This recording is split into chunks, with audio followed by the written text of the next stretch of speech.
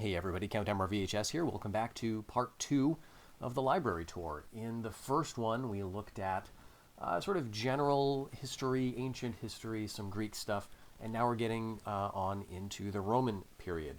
I'm kind of excited about this because we have some of my favorite books here, especially once we get down into the Gothic and Hunnic categories. As always, if you have any recommendations for any books that might help fill gaps that you see in the shelves here, please suggest those in the comments. If you have any strong opinions about any of these books, I'd be very curious to hear those as well, because I do myself, as we'll see.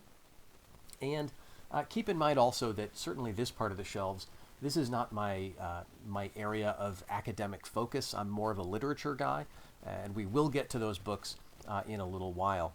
But this is more of a sort of an entertaining amateur interest, history is for me. So there's a mix of things, from books that are more scholarly to books that are just kind of fun. And so anyway, let's get into that. We're going to start off the tour here with a series of books that are more about sort of daily life. This is, to be honest, a category that I'm not terribly interested in.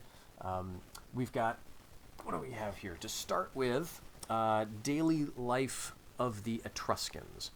And I think this is a book that I picked up when Rome 2's Rise of the Republic DLC was being released, because I realized then that I know almost nothing about the Etruscans, and after a couple of years of owning this book, I still know almost nothing about the Etruscans because I haven't really read it.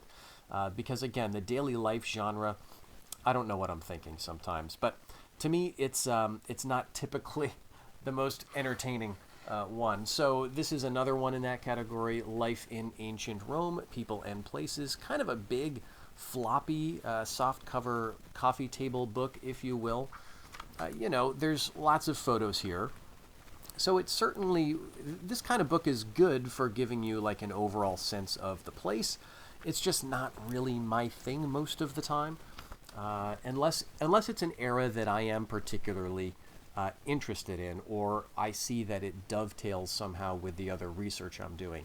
Lately, that research is mostly, the Old English period in terms of literature, so I'm not getting so much into the Roman era, but these are around for when I feel like it.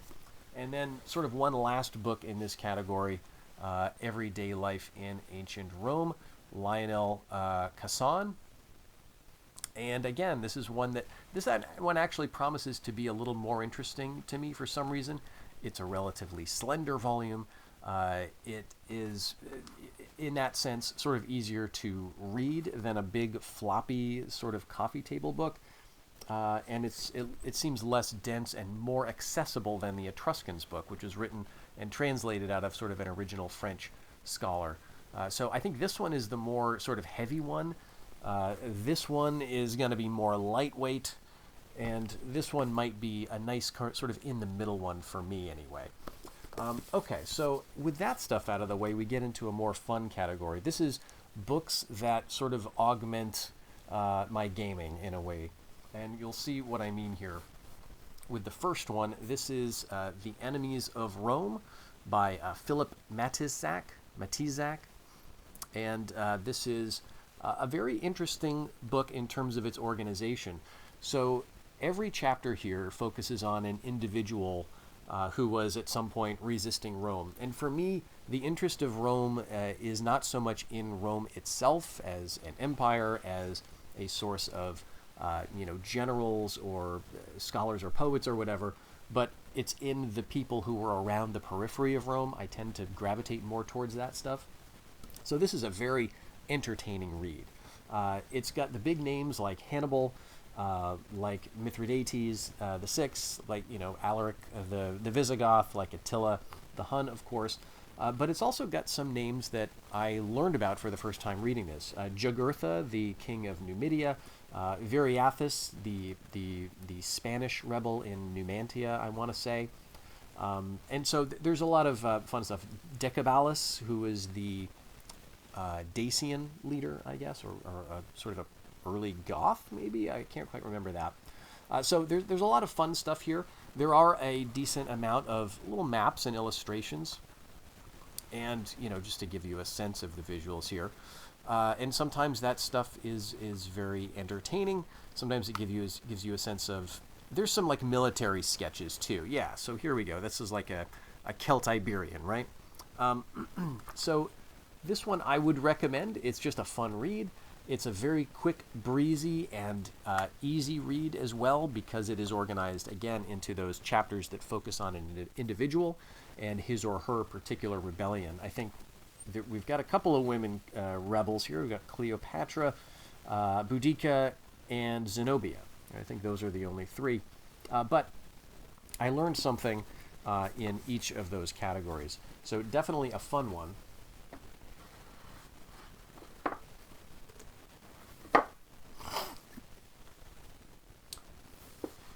And a very similar category is this one, Rome and Her Enemies.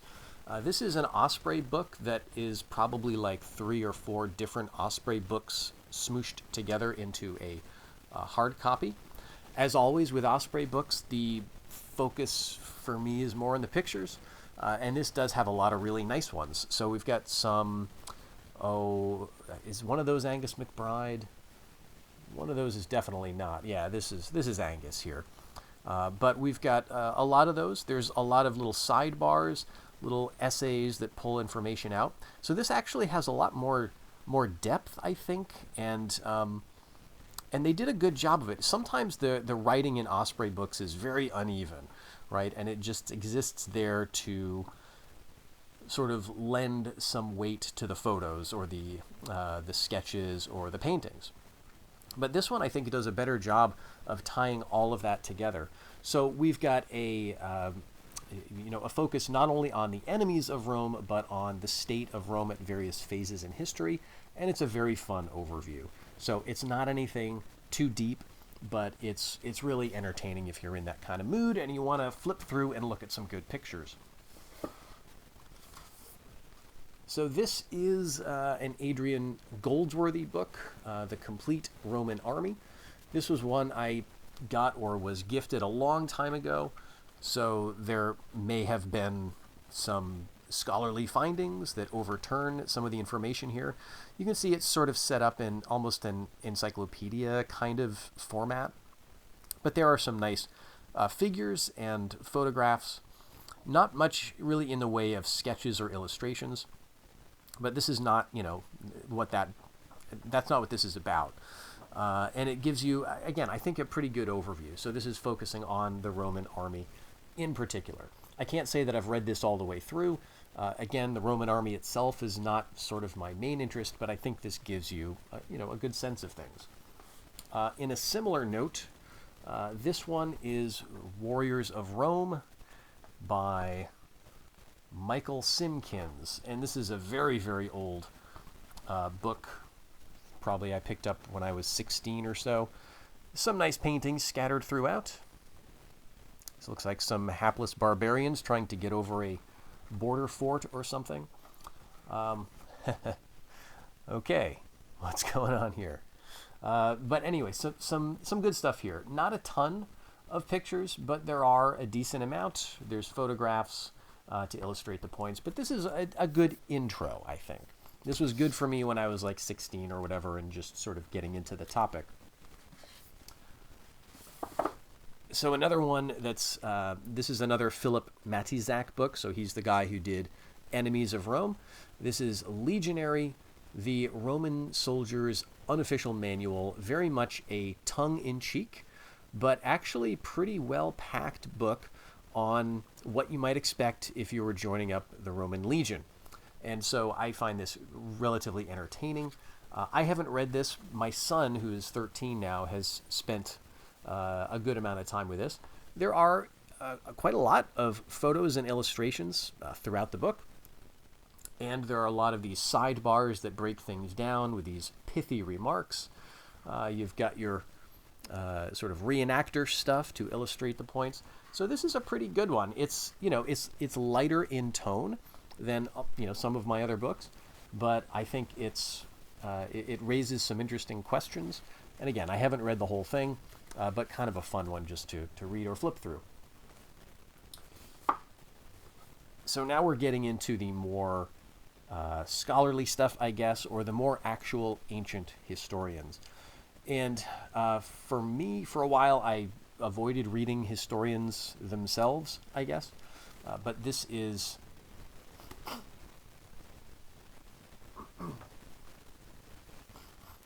All right, so now we're getting into the actual, I guess, primary sources, right?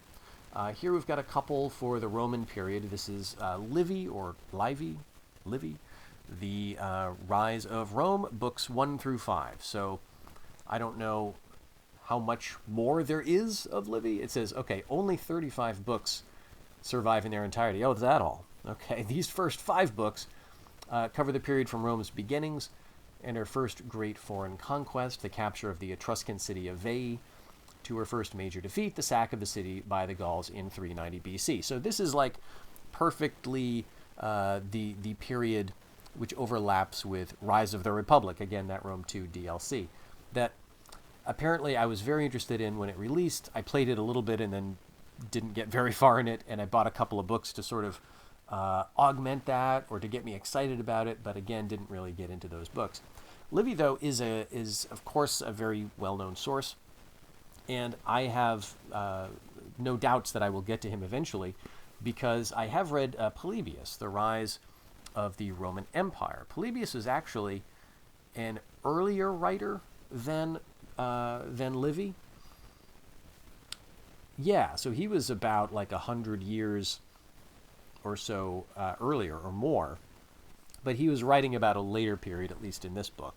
And so this is a lot of our sources, a lot of our source for the Punic Wars, I guess. And Polybius is a very entertaining read.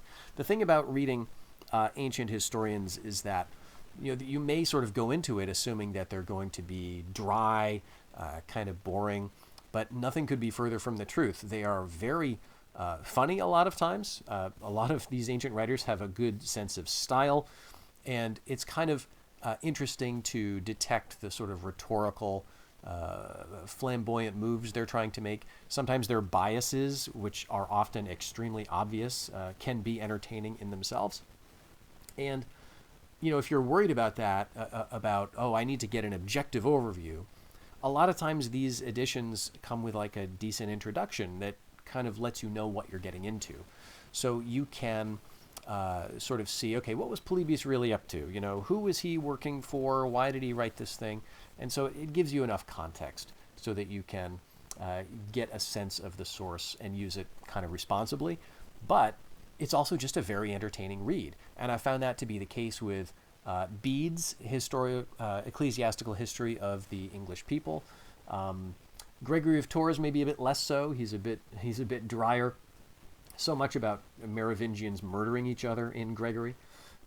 But it's usually the case that the primary sources are very entertaining and actually fantastically readable. I guess that's why they survived, right? Much more readable in a lot of cases than the modern scholarship. So do recommend these.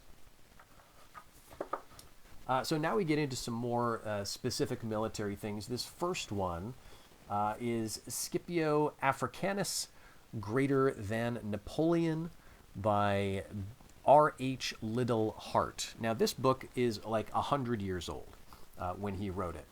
This is of course not, the first edition or anything. There is a foreword here written by Michael Grant in 1994, but the actual, book by Liddell Hart was written in 1926. And so this one is interesting because he's like got a bit of a chip on his shoulder about Hannibal, it seems like. He's sick and tired of people saying about how Hannibal is so great. What about Scipio Africanus, right? This guy pulled off a lot of good moves. It's been a while since I've read this book, but it was a very entertaining read. I mean, you can just tell, though, by the sort of choice of font that we're dealing with an older work. But for some reason, maybe because of its age, the book is very readable. It's entertaining, and again, you sort of take it for what it's worth. Try to sort of put it mentally in context. You don't take all of this stuff at face value, because who knows, there may have been lots of discoveries that have changed opinions about Scipio or whatever, But if you're looking for an entertaining sort of summary of the life and the sort of campaigns of Scipio, it's a lot of fun. Now, Michael Grant is an author who we have seen before, and we will see again. He's written a ton of books that are good for sort of the general reader, so it's interesting that he's done a little forward for that one. This is one that I haven't read yet, but I am very excited to read. Carthage's Other Wars by Dexter Hoyos. This is Carthaginian warfare outside the Punic Wars against Rome.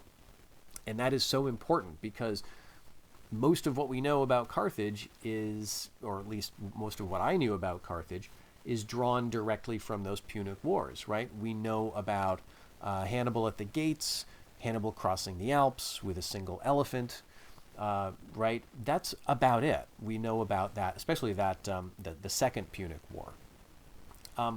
And if we know a little more, then usually we think about the other two Punic Wars in the context of Rome and Carthage's ultimate defeat. And it tends to give an impression of Carthage as kind of a loser, right? What I find interesting here is, as it says in the back, this describes the conflicts that furthered Carthaginian interests as the major Mediterranean superpower for over half a millennium, and demonstrates that Carthage, though usually considered primarily a naval power, had more success in land warfare than at sea, which is really interesting because I always had the impression that they were the navy guys and Rome was the land guys, right? Especially we get a sense, I think it's the First Punic War, how Rome was just had to take to the sea like a brick at first, right? They didn't know what they were doing. Eventually they captured some Carthaginian ships, I think, and copied those models and did their own experimentation. But they had to sort of get their sea legs, but Carthage already had them. And the fact that Carthage eventually lost to Rome sort of gives the impression or the implication that this is a sea power being eventually bodied by a land power. And the suggestion here that Carthage was actually a very successful land power kind of makes sense, but it's just, it takes someone to say it, I guess. So I'm interested in this. This is a pen and sword publication, and I have a bit of mixed feelings about pen and sword. They publish a lot of books, is my impression, and the quality varies, I think, in terms of the editing, in terms of maybe the expertise of the writers, and so that may give you pause potentially. But this one I think is pretty legit in terms of the source. This is a guy who he recently retired as Associate Professor of Classics at Sydney University, and he's written several other books about Carthage. So this one starts with some discussion of sources, which is always a good sign. You're dealing with someone who knows how to approach the material. Then it gets into Carthage sort of as an entity by itself. How was the city? How was the state run? How did their sort of economic model work? And then we get into their sort of military, the navy, the army, the defenses of Carthage itself. And then finally in chapter 4, we get into the actual wars. So some early wars, which we're not quite sure about the historical facts of, but I like that he's getting into that regardless. Then we do get into some other wars against Syracuse in particular, which are kind of the prelude to the First Punic War, I guess. And then he gets into, in chapter 10 is probably the one I'm most interested, Carthage at war in Africa and Spain. And these have different sections: Libya, subjects and rebels, the Truceless War, origins and outbreak, the horrors of the Truceless War. I think that was the war where Carthage's mercenaries turned against them, or they refused to pay their mercenaries. This promises a lot, and I'm really excited to get into that. For a more kind of general overview of Carthage, we've got Adrian Goldsworthy again. This is The Fall of Carthage.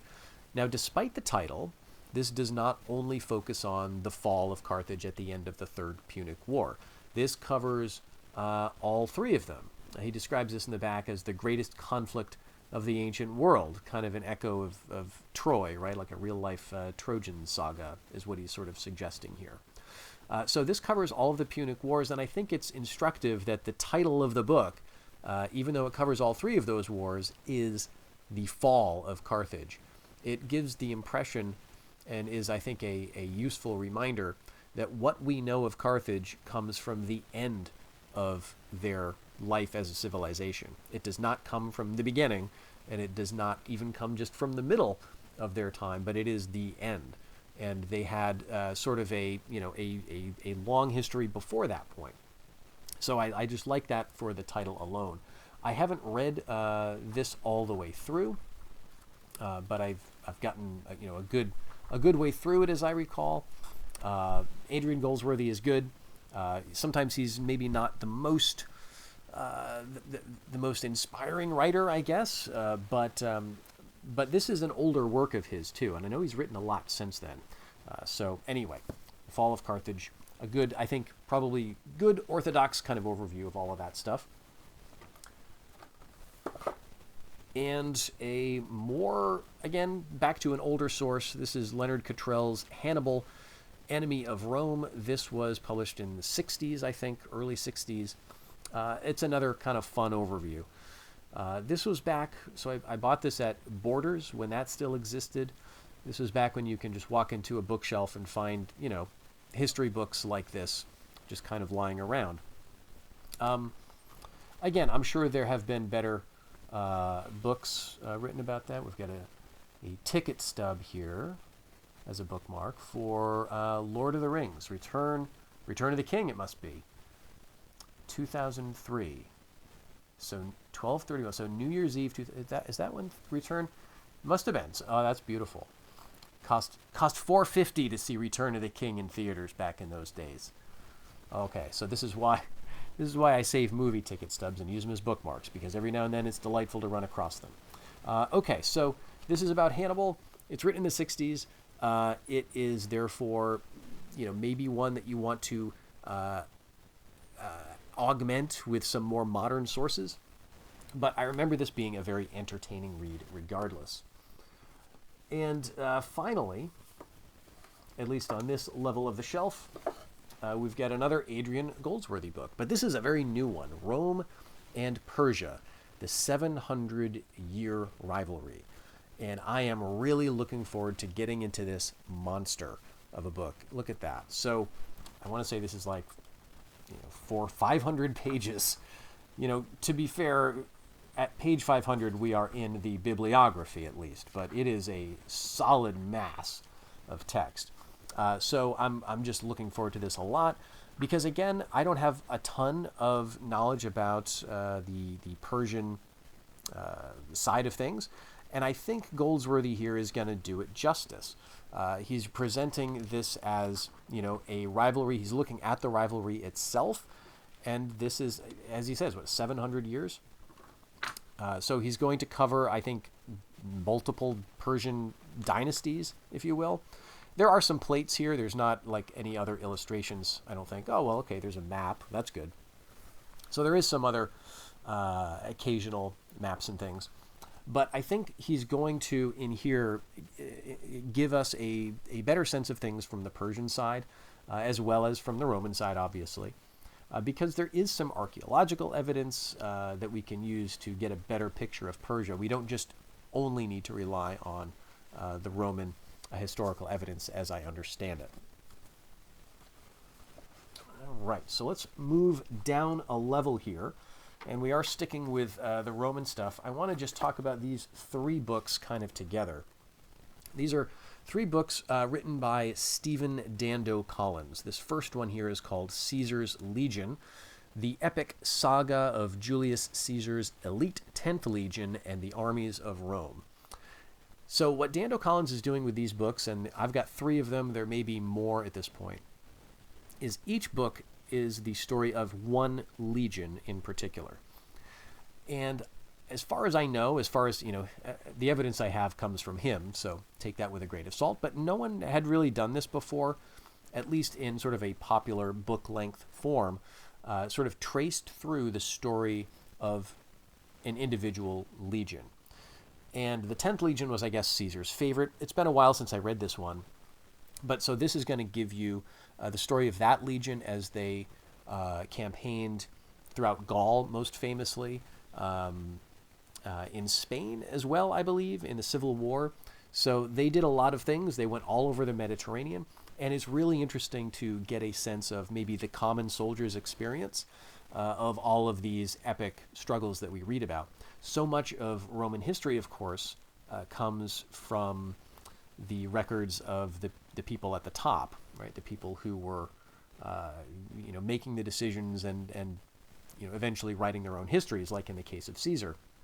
So what Dando Collins is trying to do is to give a soldier's eye view of things.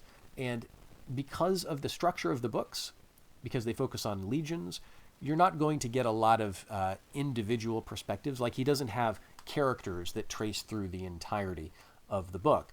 But you do get some every now and then, and he does a very good job of sort of putting you in their shoes. So this is very entertaining stuff, very highly recommended.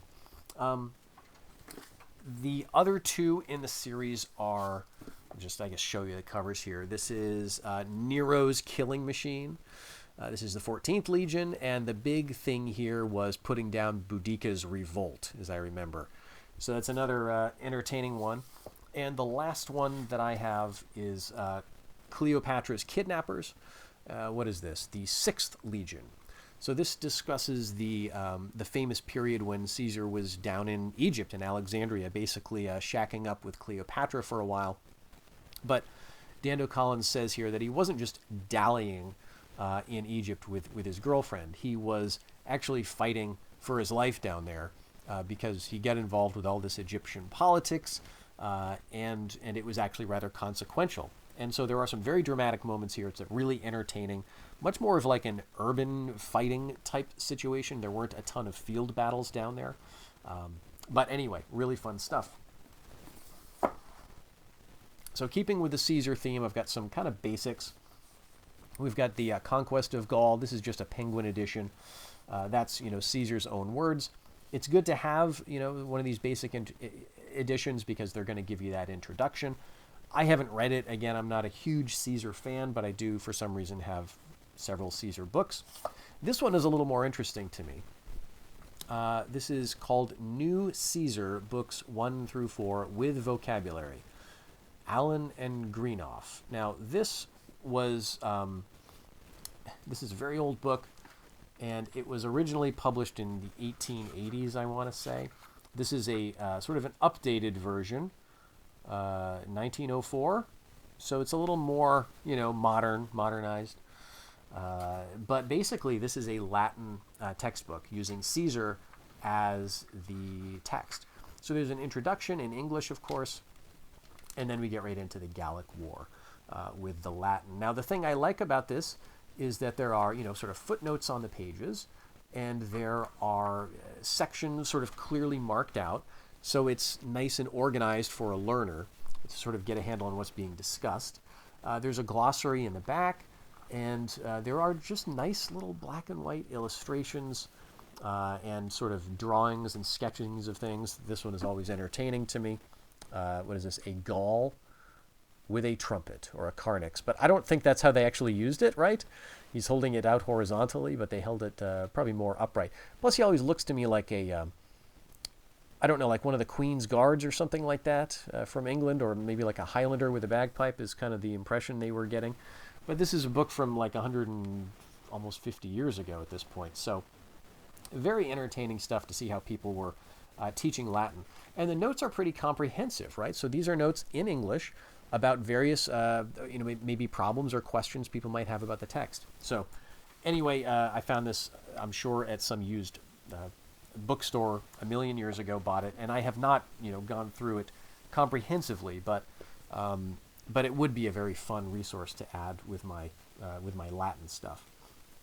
Some more Caesar books that I haven't read in any case. So we're going to go lightning through this. This is Rubicon by Tom Holland, The Last Years of the Roman Republic. I've barely cracked this one. Tom Holland is a writer who I do like. I've read his Persian Fire. I read another medieval book he wrote. But that one, I picked it up for some reason thinking I was going to be more into Caesar. Same thing with this, Erich Hildinger's Swords Against the Senate, The Rise of the Roman Army and the Fall of the Republic. Again, haven't gotten into it. My impression was that this one, the title was more interesting than the text, unfortunately. So it was a difficult one for me to enjoy. And then Augustus, Anthony Everett, Rome's first emperor, right? You could argue that point, I suppose, right, if you want to be a pedant about it, but I've heard good things about this. Maybe someday I will get around to it. This is one that I have spent a little time with, Roman Britain, outpost of the empire. And because I am, more naturally interested in Britain than in sort of generalized Roman history, this is one that I have looked through. I haven't, read the whole thing straight through or anything, but it's nice to get a sense, especially if you're interested in Anglo-Saxon stuff, to get a sense of what was kind of before. This is rather old at this point, though, so, keep that in mind, I suppose. This is a very recent pickup for me, but it's a very old book, Art Forms and Civic Life in the Late Roman Empire by H.P. Lorange. Yeah, H.P. Lorange. And so because it's an old book, there's going to be only black and white. But, I don't know hardly anything about Roman art, and this was very cheap, and so I thought it would be a quick one to sort of flip through if I want to invest the time in it. Now we get into Gibbon. These two books here are The Decline and Fall of the Roman Empire. And, of course, I haven't read them, right? Gibbon he wrote a ton, and he wrote it in 1776, right? I think that's when these came out. But I will say that everything that I said about sort of primary sources, ancient historians being actually very good writers, is doubly true for Gibbon. He's extremely entertaining as a writer. And it's just, the books this is an old edition. It's not good for just kind of reading around and carrying with you to work to read on your lunch break or anything. So what you want to do instead, or what I've done, is when there's a period of history that I'm kind of interested in, find the relevant part in Gibbon and just kind of see if he's got anything kind of cutting or interesting to say about it. Usually he does. So there's actually, he gets into like the very late sort of Eastern Roman, i.e. Byzantine era. And he's got a lot of what we might say now are bad takes about that.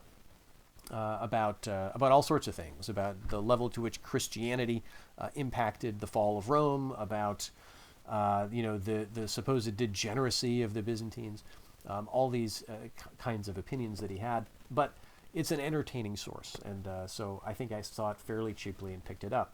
But I've got other books about the fall of Rome as well, and all of these are, well, I don't know that they're controversial, but the fall of Rome itself kind of is, right? What was not necessarily the cause, but what were the effects, I think, is maybe the thing that people have been struggling with more over the recent decades. Was it a good thing, perhaps, that the Roman Empire fell? So the first one here is The Fall of the Roman Empire, A New History of Rome and the Barbarians. This is by Peter Heather. And he is a good, solid writer. He's got very clear scholarly chops, I think, and he, in this book, is able to package it in a way that is accessible to a general reader without talking down to you. And I very much appreciate that. So I like that quite a bit. This was a fun one. He basically talks through the fall of the Roman Empire. What is there to say? And I guess the thing I would say about it, though, is that he takes maybe a bit of a balanced view. He's not trying to be a revisionist for the sake of being a revisionist and saying that, well, actually, it was a good thing that it fell. He's also not trying to say it was a nightmare that it fell necessarily. He's kind of walking you through it. And so it feels like a pretty balanced account, I would say, but it's also entertaining. And it makes you feel like you are seeing the scholarship, right? So I appreciate that form of packaging. This is one I've struggled to get into, The Ruin of the Roman Empire by James O'Donnell. This is a new history, and there's something about the style here that is both popularizing and pretentious at the same time. Now, maybe that is way too harsh of me, but that's where I landed when I when I didn't complete the overture of the book, and that's what he calls it. This is an overture. So just to give you a sense, right, of what I mean when I say a little pretentious, perhaps. Again, maybe that's unfair, but he's getting he doesn't get right into it. There feels like a lot of throat clearing in this introduction, if you can call it that. He doesn't get to Theodoric until 50 pages in, which is fine, I guess, but it's I don't know. I'm curious about what anyone else has to say about this. The Ruin of the Roman Empire by James O'Donnell. It's kind of in a weird place between popular history and trying to make more of it, maybe, but it doesn't land, right? So anyway, there's that. I much more enjoyed and was able to finish, I believe, The Inheritance of Rome by Chris Wickham. So this is illuminating the Dark Ages 400 to 1000. And this is broken down kind of by section or by like geographical area, but also by sort of topic. And it covers a lot of things. So I like that because you can go right to, okay, what does he have to say about the Anglo-Saxon states, right? What about what he calls outer Europe, so Ireland and things like that. What about the Ayyubids or the artwork, right? Architecture. So a lot of good stuff here. This is also very similar to Peter Heather's work in that I felt like it was making a lot of scholarship accessible without needing to wade through a lot of dense academic papers, right? Okay, down here we're getting into another primary source, Tacitus. The Agricola, the Germania, you can usually get this extremely cheaply. This is an old Penguin Classics version. It's fine. Tacitus is just fine, right? It feels like a necessary source to read. Following off of that, The Battle That Stopped Rome by Peter S. Wells.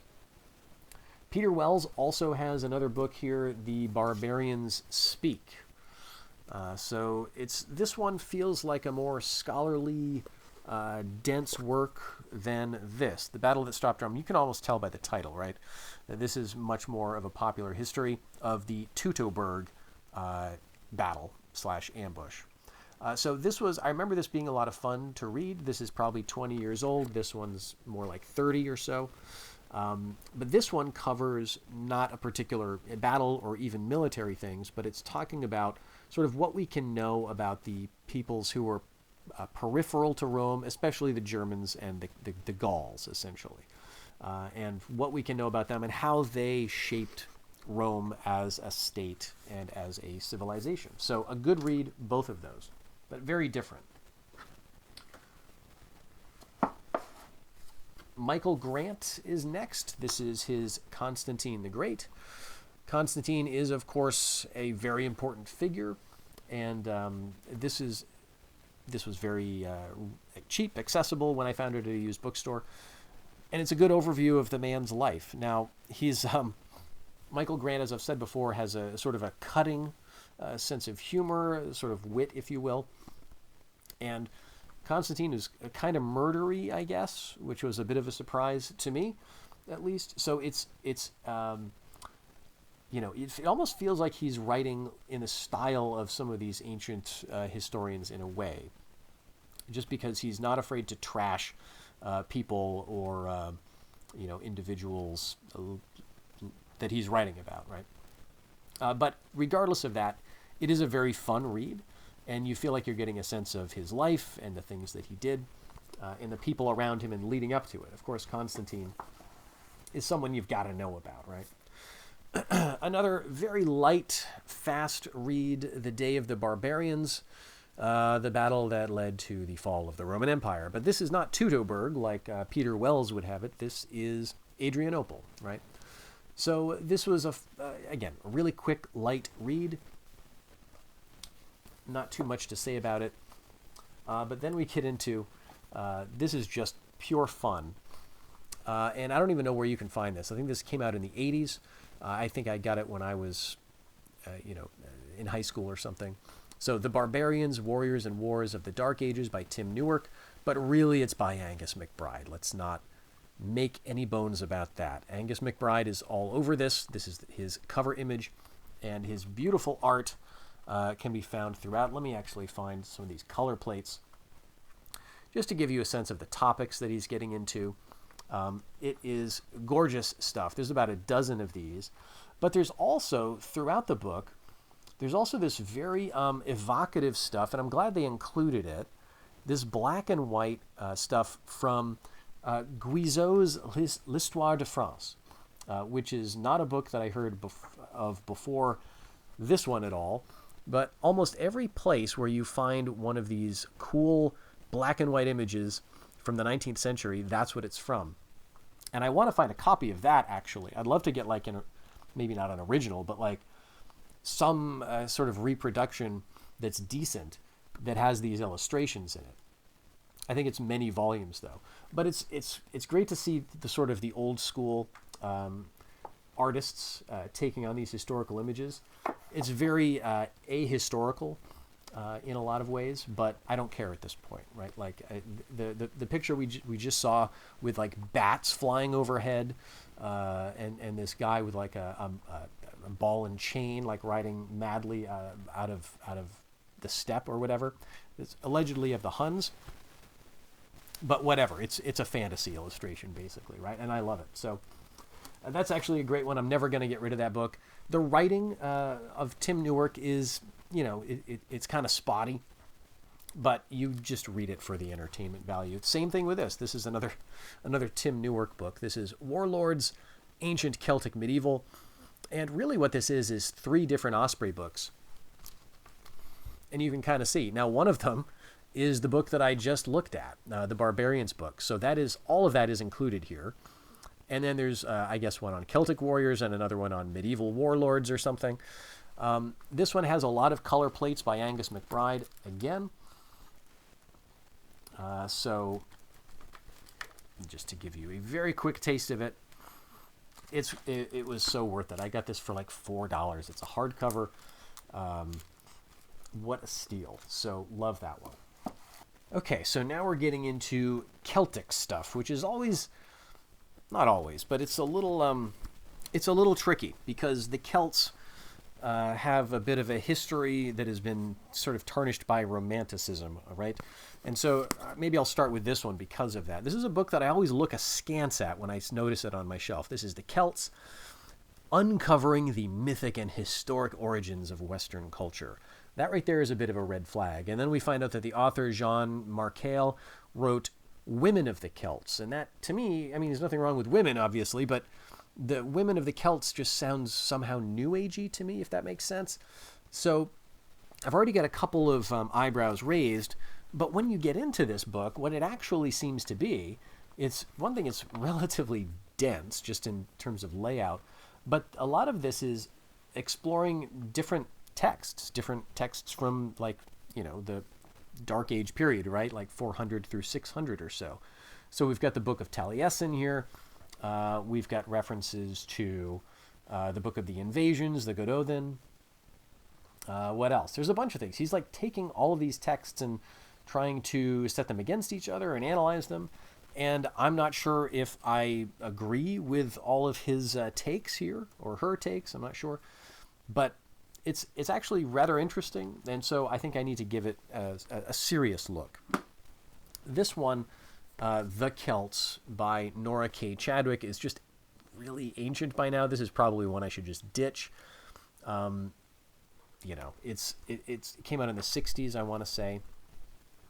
And it's probably simply superseded by Barry Cunliffe's The Ancient Celts, right? This is actually a beautiful book. I want to say 2017. And it's got lots of illustrations, maps, very easy to read and get a sense of. And he talks a lot about, well, he does talk about archaeology, but he does it in a way that is accessible to someone like me who doesn't have any background in it and doesn't have a lot of patience for detailed depictions of archaeological digs. So it's actually a wonderful overview. So I highly recommend Barry Cunliffe. I've got another one of his we're going to look at in a second, too. All right, so now we're getting down to the bottom shelf, which is, you're not going to be able to see it, but that's okay. This is where some of the best stuff is, in my opinion. I'm just going to start off here with some books on the Goths. The first one is, what is this? Herwig Wolfram's History of the Goths. I think this came out in the 80s. It is a wonderful book, and starts off with a very messy map, which maybe is kind of reflective of the organization of the book as a whole, which is not a knock on it, but it is very dense. It is kind of difficult to work through at times, but also very rewarding. This is unapologetically scholarly. Wolfram is not writing it for you or for me, and that's okay. I kind of like dipping into books that are above my pay grade, and so I really enjoyed this one. The Goths, of course, have a fascinating story, right? One that survived into later medieval periods and beyond, and especially if you're interested in, Anglo-Saxon literature and writing and Norse literature, you're going to run into references to the Goths. And so it's nice to have a historical background for that. A very good companion to this is Peter Heather again, who wrote The Goths here, which is part of the Peoples of Europe series, as you can see on the top there, which is highly recommended. This has never let me down once. Anytime you see one of these Peoples of Europe entries, you might as well pick it up if you can get it. This is from a time period when this is what popular history was. It was scholars who knew what they were writing, who worked with like a university or something, and put out like a really just kind of well-done scholarly overview for the educated layman, right? The person who maybe never got a chance to take a class with Peter Heather, but now you can go and buy his book.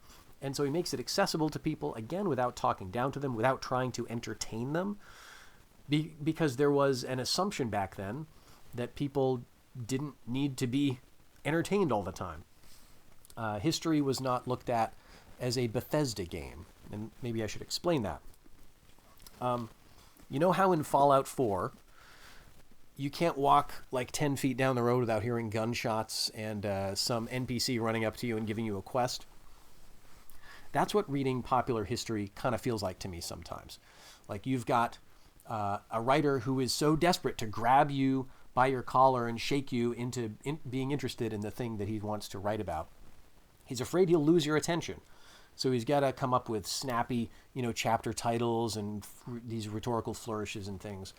And I love it when I find popularized history that does not do that, that says, no, okay, you can take your time and read this, and you'll get into it just fine. So, History of the Ostrogoths is another in the same vein here. This is, of course, more narrowly focused on the Ostrogoths. This is a little more dense, I think, but also a very good one. The Ostrogoths, I knew nothing about them, basically. I knew the general overview of Gothic history. But looking at the sort of the kingdom that they formed, sort of how they tried to manage that, was very enlightening. And the story is told sort of in an intelligent way, I thought. One that I don't have a lot of hope for this, sadly. This is A History of the Vandals by Torsten Cumberland Jacobson. It's nothing against his knowledge, which seems totally fine. It's all about the presentation. And my concern is kind of the opposite, actually, of my normal concern, which is sometimes writers try too hard to make something interesting, but sometimes writers give the impression that their topic is not interesting at all. And that's unfortunately the feeling I get from this book. Now, I was very excited to see it because there's not too much written about the Vandals, and they too have this epic story, right? They started up in, I guess, Poland somewhere. They gradually moved west, trying to avoid the attentions of the Huns, I believe, moved through the Roman Empire, established themselves in Spain briefly, then got kicked out, I suppose, to North Africa, captured Carthage, and then set up sort of a warlord pirate empire for a while, sacked Rome.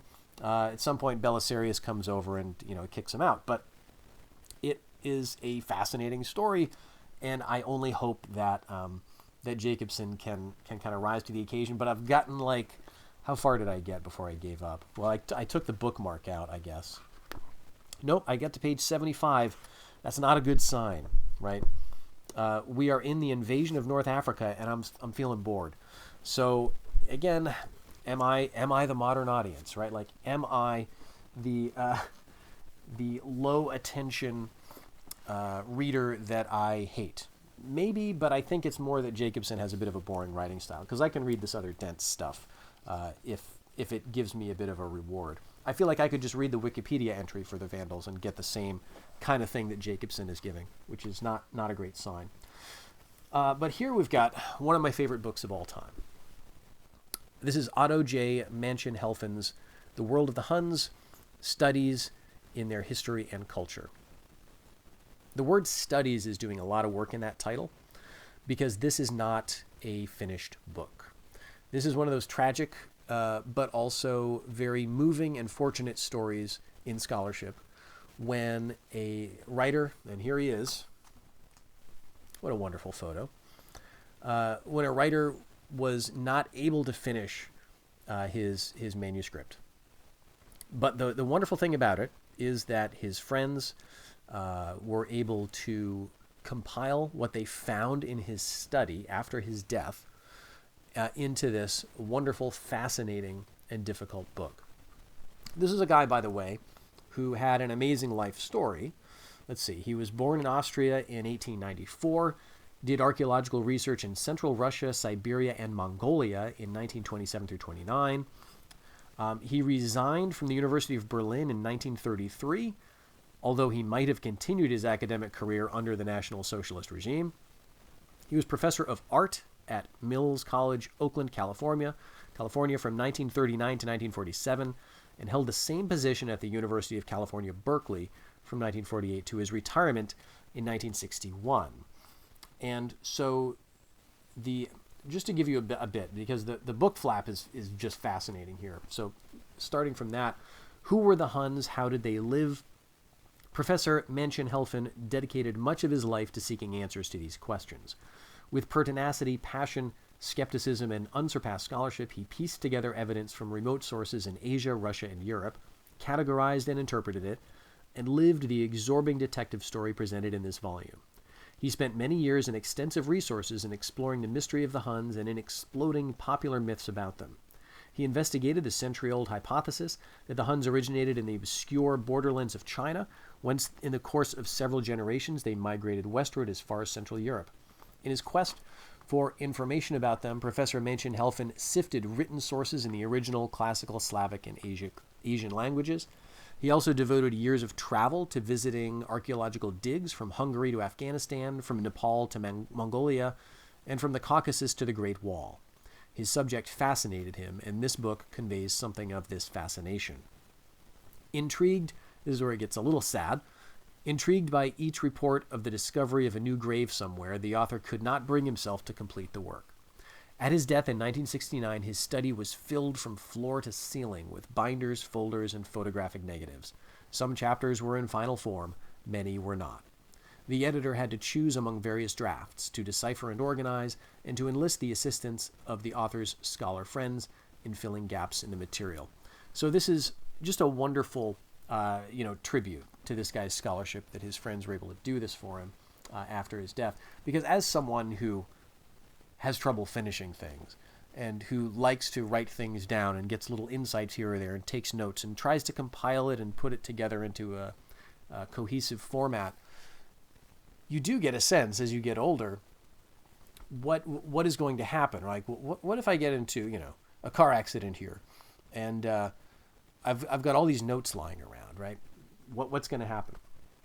And you can only hope, right, that you've got someone coming behind you to be the Christopher Tolkien to your J.R.R. Tolkien, if you will, or the friends of Otto J. Mansion-Helfen here. But this is a fascinating book. Now, it does have, I think it's an afterword by Peter Heather, which is very useful, because he brings this book in direct conversation to this book, Thompson's The Huns, E.A. Thompson. This came out, I think, in the 50s or the 40s, And so this actually predates this, I think, because Mansion-Helfen references Thompson disparagingly in a few points, at a few points in this book. And, this is also an entertaining read, by the way. Thompson's great. I think Peter Heather did an introduction for this, so he's kind of all over this stuff.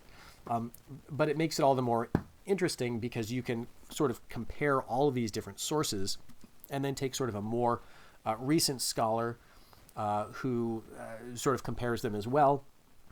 But so back to this one, what I find interesting here is that even in the sections where we're just dealing with notes or like brief hypotheses, like there's one chapter, I think, that's just about Hunnic names or names that might be of Huns and what does this maybe have to say about their language.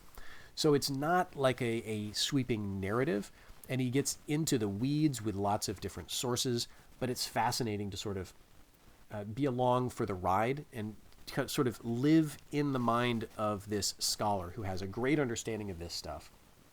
And sort of through that, to let his work, kind of rest in your brain for a while. So I just love that. We're going to move on, though, into a more popular history here with The End of Empire by Christopher Kelly. Attila the Hun and the Fall of Rome. This is all right. It's not a monumental work of scholarship or anything, but he certainly knows his stuff. What he's trying to do here is to tell the story essentially of Priscus, who was a Roman secretary, I believe, in the Eastern Roman Empire, who actually visited the court of Attila the Hun and was an eyewitness, and fragments of his reports survive. And so Christopher Kelly ties that all together in that book, The End of Empire. So it's recommended. It's just that he tries a little too hard to make it interesting, and in doing that, I think he actually takes away something. So it's more of a stylistic problem I have with it than anything else. Now we're expanding a bit into sort of Central Eurasian history here. It seemed to make sense to put this stuff next to the Hunnic stuff, I guess. This is the Silk Roads, a history of the great trading routes between East and West. And notice the plural there. I know I gotta get rid of these price stickers, but I kind of like, in 20 years, that's going to be really impressive that I got this for only $7.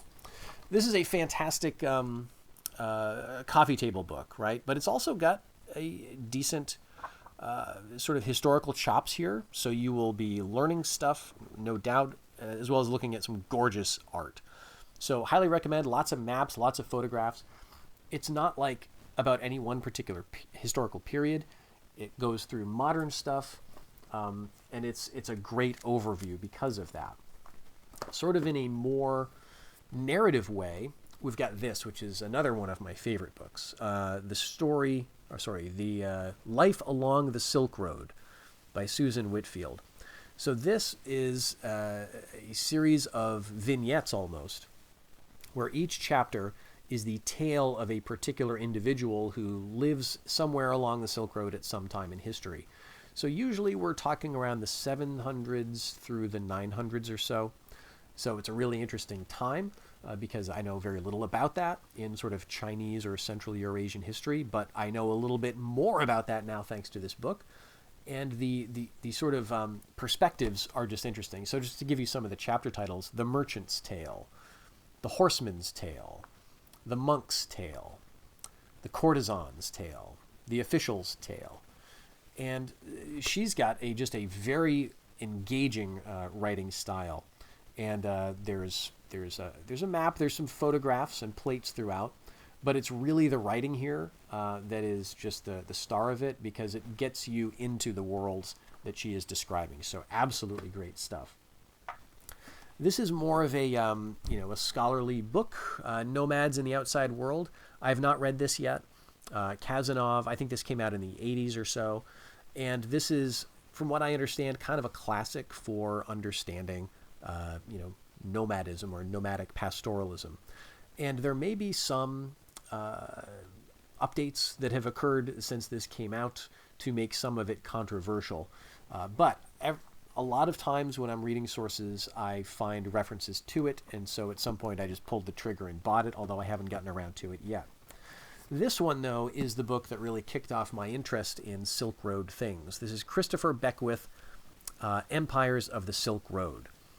And the thing he does here to really get my attention is he brings in a study of literature to the conversation here, because he's looking at how the sort of Central Eurasian civilizations had a profound ripple effect on all the civilizations around them.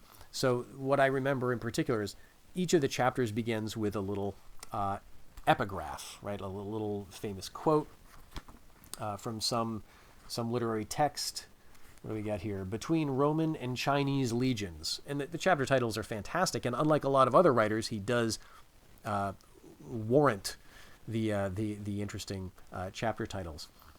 But there's one in particular where he's talking about the Huns. He's got a chapter on the Huns, and he opens with a quote from Beowulf, which is interesting. And I think it's a quote from Beowulf's funeral, if I remember.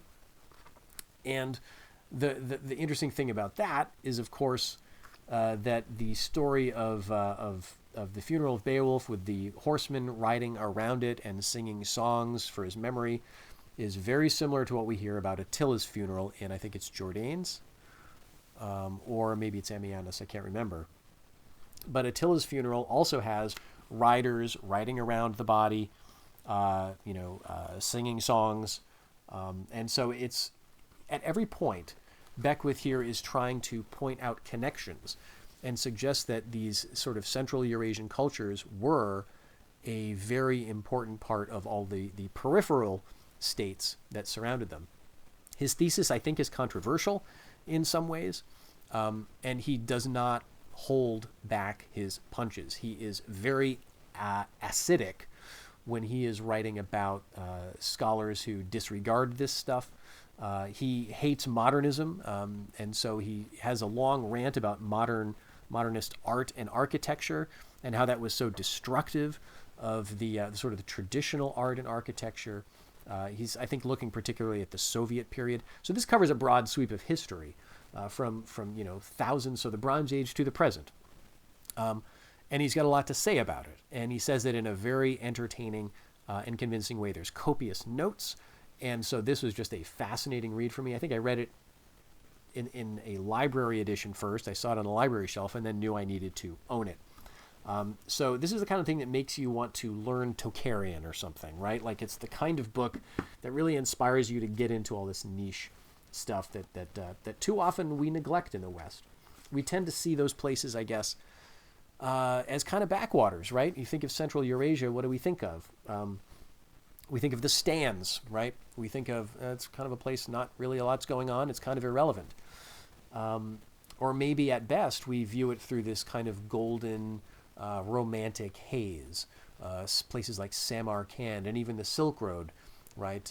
Sort of Victorian era imaginings of these sort of lost kingdoms in the desert. But I think Beckwith's point is that the sort of steppe cultures, those sort of Central Eurasian civilizations, were an important feature of a healthy sort of economic and political world, or a healthy economic and political Eurasia at any rate, and culturally too, because they were the connector. And so, sort of in his view, the Huns got it wrong. The Huns got a raw deal. The Mongols got a raw deal. Things might have been better had those sedentary states like the Romans and the Chinese states, had those people stopped preying on the Xiongnu and the Huns and everything. So, very fascinating book. This one is another Barry Cunliffe book, Scythians, Nomad Warriors of the Steppe. Wonderful. Again, this is a great book for art, and it's got some really surprising artworks as well. I mean, if you know anything about the Scythians, you probably are familiar with a lot of their famous work associated with them, this gold work that's buried in the Kurgans, I guess, in southern Ukraine. So anyway, this is just a great resource for that. It's like Barry Cunliffe's book on the Celts. It's also very accessible to read. It gets into archaeology without being overwhelming. So wonderful, wonderful book. This is an Osprey book on the Sarmatians. 600 BC to AD 450. It's all right. It's a very, very short one, even maybe by Osprey standards. It's got decent illustrations. It's not like one of my favorite titles or anything, but I thought it would be nice to have a little bit more about the Sarmatians, because I tend to think more about the Scythians than them. And this is a book not so much that I read, but it's a companion piece to a Great Course series. I guess the Great Courses is now called Wondrian, is that right? But this is Professor Kenneth W. Harrell. There's the guy right there. And this is the Barbarian Empires of the Steppes.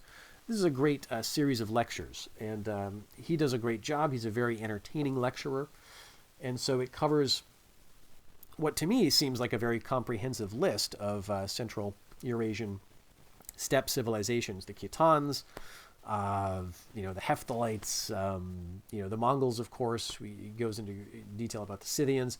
So it covers a lot, and it's fantastic for that sort of general historical underpinning that you need to sort of put other more specific things in context.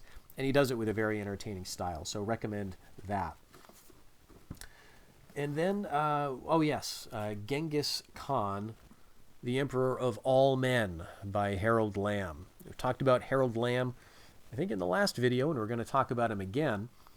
But this is a sort of a popular history from the 40s or something. He wrote a very long time ago. And let's see, when did he do this one? MCMXXX 1930. Okay, so it's a little older than I thought. This has some illustrations. There's not a ton, and mostly they are like plates, black and white, reproductions of art of the time period. But this was a very fun read. Again, Harold Lamb is kind of like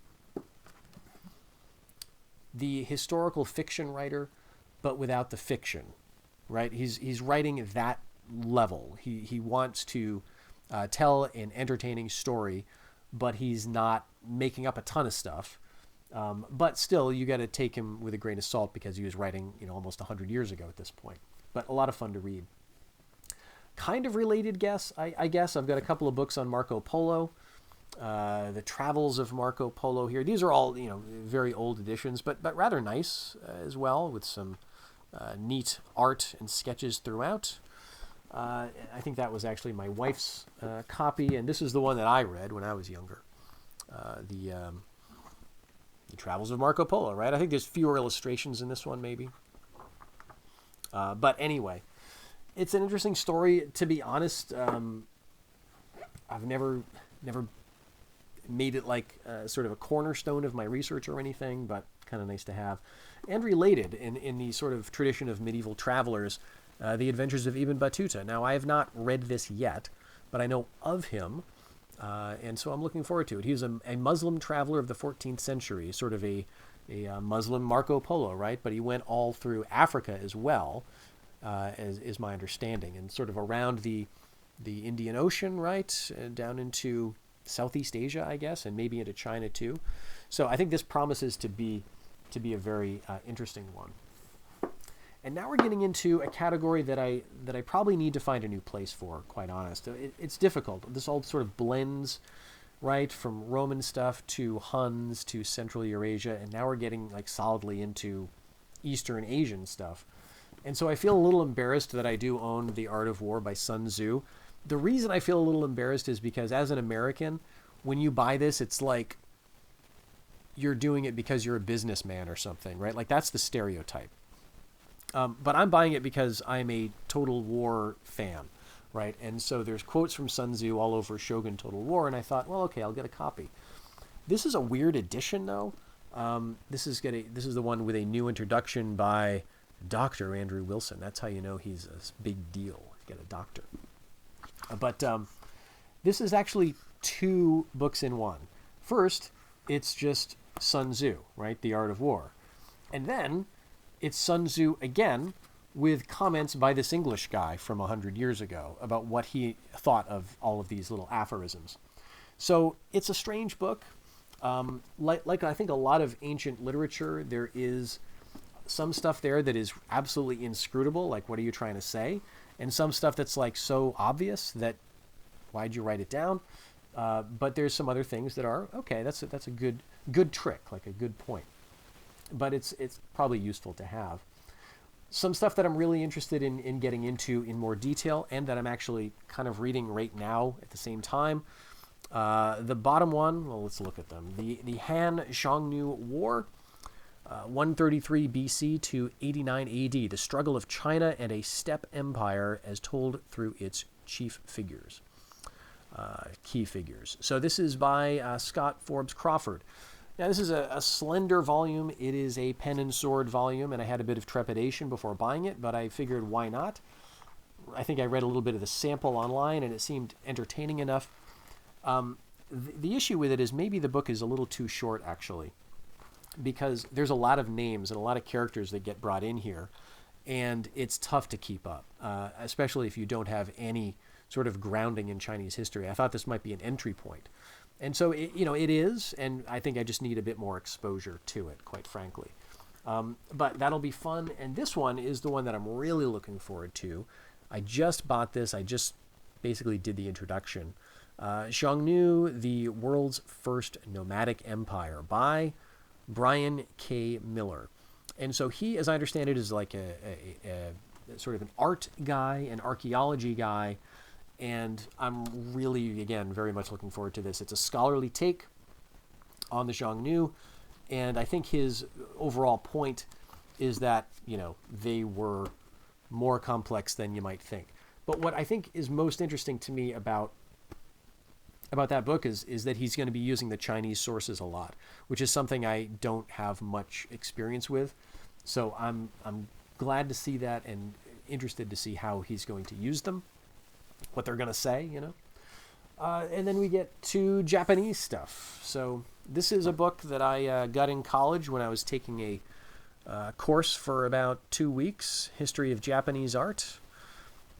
And I dropped the course very quickly because it looked rather demanding. But I kept the book, and I'm glad I did. This has some beautiful Japanese art in it, as you would imagine for an art book. It's also an old-fashioned textbook from the 90s, which means it's hardcover. It's rather dense. There's no electronic apparatus. It's just a textbook. But it's a very nice one. And some more kind of nerdy stuff. What is this? Samurai, the World of the Warrior by Stephen Turnbull. And this is almost an art book in and of itself. This is one, the gorgeousness of the plates here.